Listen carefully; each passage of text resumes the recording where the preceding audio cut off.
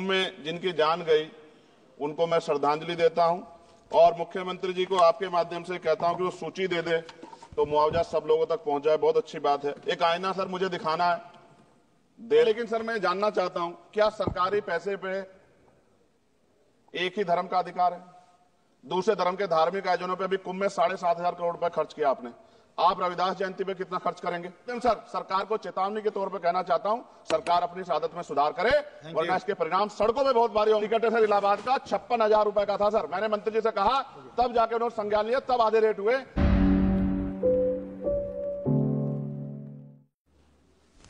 राष्ट्रपति जी के अभिभाषण पे मुझे आपने मेरी बात रखने का मौका दिया।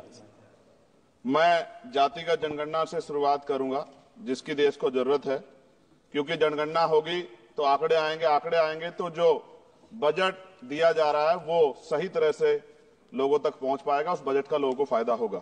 दूसरी बात, अयोध्या में 3 दिन तक पुलिस ने कार्रवाई नहीं की, इसका खामियाजा एक बेटी को अन्याय के रूप में उठाना पड़ा और मुख्यमंत्री जी यहां खड़े होकर राजनीतिक स्पीच में उस बेटी के अपमान का तमाशा बना रहे थे। ये बहुत दुखदायी है।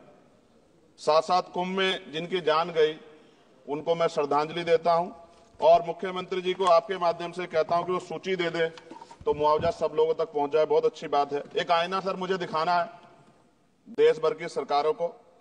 यही बागपत के एक बच्चे ने न्याय नहीं मिला सर, आत्महत्या कर ली पार्लियामेंट के सामने, जितेंद्र ने। परभनी में बाबा साहब अम्बेडकर की स्टैचू तोड़ी गई सर, वहां सोमनाथ सूर्यवंशी को पुलिस ने मार दिया सर। यहां पंजाब में सर अमृतसर में बाबा साहब अम्बेडकर की प्रतिमा पे किस तरह का अपमान किया गया। गोरखपुर में 2 दलित बच्चों की हत्या हुई सर। सूरत में एक दलित बच्ची को फीस ना चुका कारण अपमानित किया गया, उसने सुसाइड कर लिया सर। झुंझुनू में राजस्थान में एक बच्चे की पिटाई की गई मटकी छूने पे सर दोबारा। कठुआ जम्मू में सर एक नाबालिग बच्ची का सामूहिक बलात्कार किया गया सर। साथ साथ सहारनपुर में भूमाफियाओं ने शमशान की भूमि को देवबंद में सर जबरन कब्जा करने की कोशिश की, गोलीबारी की सर। आजमगढ़ में सूरज की हत्या सर हो गई है और पुलिस बचाने काम करे अपराधियों को। सर SC/ST को पहले जमीन मिलती थी पट्टों के रूप में, कई सरकार ने दी। उन जमीनों को पहले तो दबंगों ने कब्जा के रखा और अब उन जमीनों को सरकार भी छीन रही है सर। शहर में रहने वालों को SC/ST को आवासीय पट्टे दिए जाने चाहिए। आजादी के 75 साल भी घर नहीं है, बाद भी SC/ST के बच्चों को जो स्कॉलरशिप दी जाती थी, केंद्र और राज्य का आपसी विवाद है कि 60% आप दोगे, 40 हम देंगे। इस चक्कर में कई बार स्कॉलरशिप सब नहीं समय पहुंचती, मानसिक प्रताड़ना होती है, स्कूल परेशान करते हैं, कॉलेज। इसलिए मेरी राय है सर कि 0 बैलेंस में उन बच्चों का एडमिशन कराया जाए। जब सरकार कुछ करना चाहती तो बच्चों को फायदा हो जाए।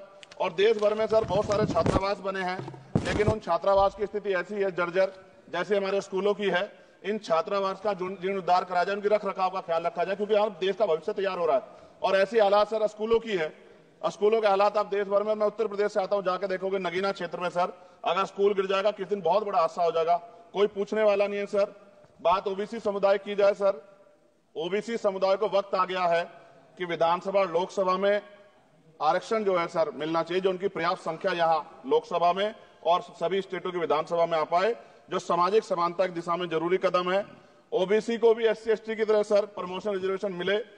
OBC आरक्षण में जोड़ा गया सर असंवैधानिक है, क्रीमी लेयर उसको खत्म किया जाए।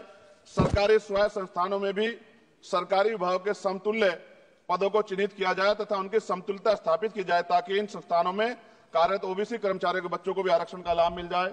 सर पत्रकार सुरक्षित नहीं है। पत्रकार मुकेश चंद्राकर की सर भ्रष्टाचार के खिलाफ आवाज उठाने पर हत्या की गई सर। कौन पत्रकार ईमानदार से पत्रकारिता करेगा? किसानों को MSP की कोई लीगल गारंटी नहीं। एक बड़े किसान है दल्लेवाल जी, 69 दिन से सर जीवन और मौत के बीच आमरण अनशन पे है। क्या अब तक किसी दिन उनकी जान चल जाए? सरकार को संज्ञान लेना चाहिए। सर माइनॉरिटी की बात करूंगा, धार्मिक आस्था की बात है, हम तो सभी का सम्मान करते हैं क्योंकि हमने शपथ ली है, हम संविधान को मानने वाले लोग हैं। लेकिन सर बड़ौत में भगवान आदित्यनाथ निर्वाण लड्डू पर्व के दौरान दुर्घटना हुई, 8 लोगों की जान चली गई, श्रद्धालुओं की 75 घायल है, सरकार ने संज्ञान नहीं लिया। अयोध्या की तरह उनको मुआवजा दे देते तो उनके मन में भी जो माइनॉरिटी है पीड़ा जो है वो खत्म हो जाती। न्यायालय द्वारा पारित आदेश के बावजूद जैन समाज को जैन महातीर्थ गिरनार जूनागढ़ गुजरात पे पूजा करने रोका जाए, जो उनके मौलिक अधिकार का उल्लंघन है सर। बरेली में सार्वजनिक रूप से हजरत पैगंबर मोहम्मद साहब के खिलाफ सार्वजनिक अपमानित गाने चलाए गए। क्या सर मुसलमानों की धार्मिक आस्था का सम्मान नहीं होना चाहिए? उनका भी तो आजादी में योगदान है।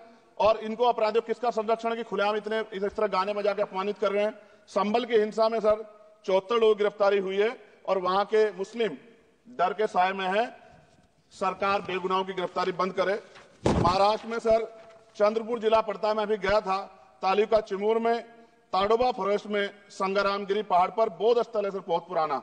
वहां बौद्ध भिक्षु को सरकार बिजली नहीं देती, रास्ता नहीं देती और इतनी बुरी हालत है। उनकी धार्मिक आस्था क्या है सर?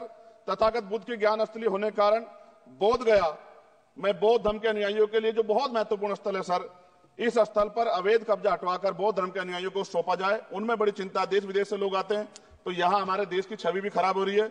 और अभी 12 फरवरी को सदगुरु रविदास जी महाराज की जयंती है और 14 अप्रैल को बाबा साहब अम्बेडकर की, 11 अप्रैल को राष्ट्रपिता ज्योतिबा फुले। इनको मानने वाले लोग नए कार्यक्रम करना चाहते हैं। अभी जिस विचार की सरकार है सर, वो तो कोई कार्यक्रम कर लें, लेकिन अगर ये कार्यक्रम करना चाहते हैं तो इनको कोई छूट नहीं है और नई परमिशन नहीं मिल रही। खत्म करूंगा सर, अंत में थोड़ा सा और गया सर, इसको खत्म करूंगा। लेकिन सर मैं जानना चाहता हूं, क्या सरकारी पैसे पे एक ही धर्म का अधिकार है? दूसरे धर्म के धार्मिक आयोजनों पे अभी कुंभ में 7,500 करोड़ रुपए खर्च किया आपने। आप रविदास जयंती पे कितना खर्च करेंगे? आप 14 अप्रैल को डॉक्टर बाबा साहब अम्बेडकर जिनकी जय जयकार होती है, उन पे कितना खर्च करेंगे? और उनके विचारों को आगे बढ़ाने के लिए आप क्या सहयोग करेंगे? ये सवाल बहुत बड़ा है। और अंत में सर, मुझे आपसे आपके माध्यम से सरकारों को कहना है सर, क्या इस देश से दलितों, मुसलमानों, पिछड़ों, आदिवासियों को निकाल देना चाहती है सरकार? जिस तरह से उनके अधिकारों को, स्कॉलरशिप को, उनकी पढ़ाई को, हेल्थ सिस्टम में कोई पैसा नहीं खर्च हो रहा है, क्या उनको निकाल के इस देश को ऐसा देश बनाना चाहते हैं जहां कुछ ही धर्म के लोग रहेंगे? सर मैं ये कहना चाहता हूं, देश सबका है और अगर सरकार ये तय करके बैठ गई कि वो दलितों, मुसलमानों को, पिछड़ों को, आदिवासियों को निकाल देगी, तो सर ये संभव नहीं। इतनी बड़ी आबादी है, हम अम्बेडकरवादी लोग उनके पक्ष में खड़े हैं क्योंकि हमने शपथ ली है कि हम हर व्यक्ति का संरक्षण करेंगे।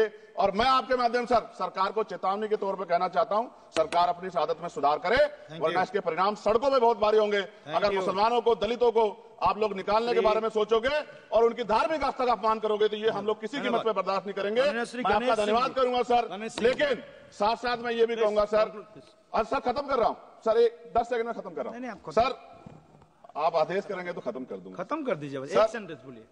10 सेकंड में खत्म कर दूं सर? एक सेंटेंस में 10 सेकंड भी आएगा, बोलिए।